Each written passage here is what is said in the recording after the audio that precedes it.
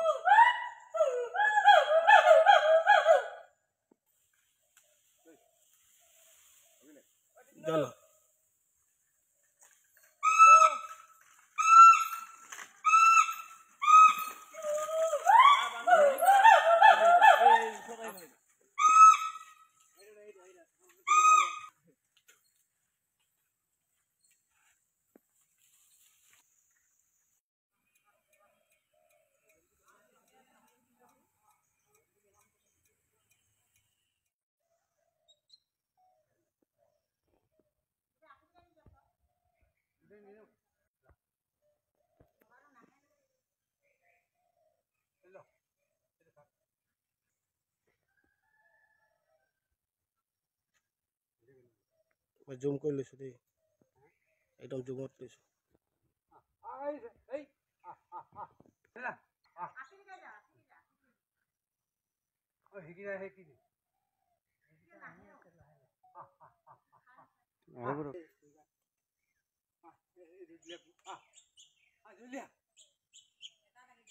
নাম আকৌ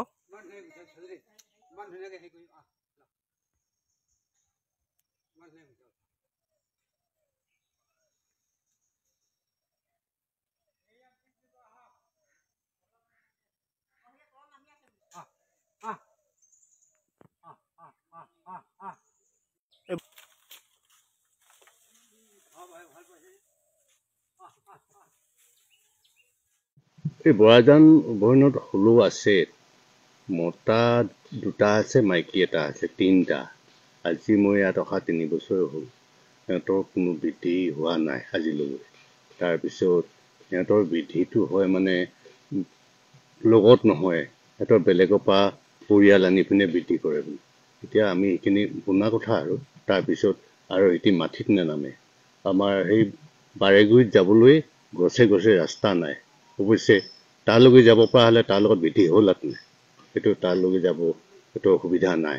সেইকাৰণে এই জংঘলতে ঘূৰি থাকে এই 3টা প্ৰাণী। আমাৰ ডাঙৰ ডাঙৰ অফিচাৰসকলে কিবা পদক্ষেপ লৈছে, সেইটো এতিয়ালৈকে আহি নাই পোৱা।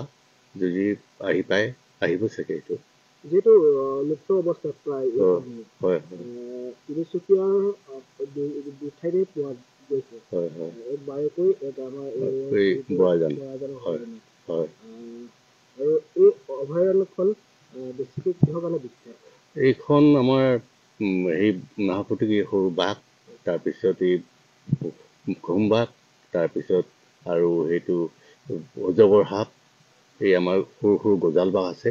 গজাল বাঘৰ কাৰণে সেইটো থাকিব সুবিধা পায়। চৰাই ধনেশ আছে ধনেশ আছে 15-16টামান প্ৰায় ঘূৰি ফুৰে ইয়াতে। মাজুলীয়ে জাতিটো বৰ ডাঙৰটো নহয়। বেলেগ আৰু কি বাদুলি কিবা পায় নেকি? বাদুলিতো তেনেকে আমি লগ পোৱা নাই দেই। আজিলৈকে মানুহে কয় পায় বুলি, আমি কিন্তু পোৱা নাই। পৰ্যটক ক'ৰ পৰা আহে যিহেতু অভয়াৰণ্যত? আহে মাজে মাজে, কেতিয়াবা 2-এটা পৰ্যটক আহে, নহয় ক'ৰ পৰা আহে? এনেই এইবোৰ হেৰি বাহিৰৰ পৰা আহে, বেংগলোৰ কিবা ক'ৰবাৰ পৰা, আৰু ৰিচাৰ্চবোৰ আহে। যিহেতু এইখন বৰাজান অভয়াৰণ্য তিনিচুকীয়াতে অৱস্থিত, কিমান বৰ্গ কিলোমিটাৰ এই অৰণ্যখন অৱস্থিত? এইখন 420 কিলোমিটাৰ আছে। 20 হেক্টৰ। 420 হেক্টৰ। তেনেদৰে পদক্ষেপ লয় বা আমাৰ যি ফৰেষ্ট ডিপাৰ্টমেণ্টে তেনেদৰে পদক্ষেপ লয় বুলি আপোনালোকে ভাবে? এইটো পদক্ষেপটো চেষ্টা কৰি আছো বুলি কৈছে আমাক এতিয়ালৈকে, এইটো বৃদ্ধি কৰিবৰ কাৰণে। এতিয়ালৈকে তেনেকৈ হেৰিচোন ৰিচাৰ্চ পাতি আহি পোৱা নাই। বিষয়ে আমি হেৰি কৰি আছো বুলি কৈছে ওপৰলৈকে যোগাযোগ। আচলতে আমাৰ বৰাজান অভয়াৰণ্যত মাত্ৰ 3টামান বান্দৰহে আছে। এজনী মাইকী, 2টা মতা। কুটাটো অকল মতা, মুগা ৰঙৰজনী মাইকী। ইয়াৰ হেৰিটো মানে প্ৰজাতি 3টিহে আছে। 3টিৰ ভিতৰত গাঁৱত সোমালেও মানে একো অপকাৰ নকৰে। ইয়াৰ হেৰিটো খুব ভাল। মানুহৰ নিচিনা লক্ষণ, সৰগ জীৱন লক্ষণটো বহুত ভাল। তো সিহঁতে মানে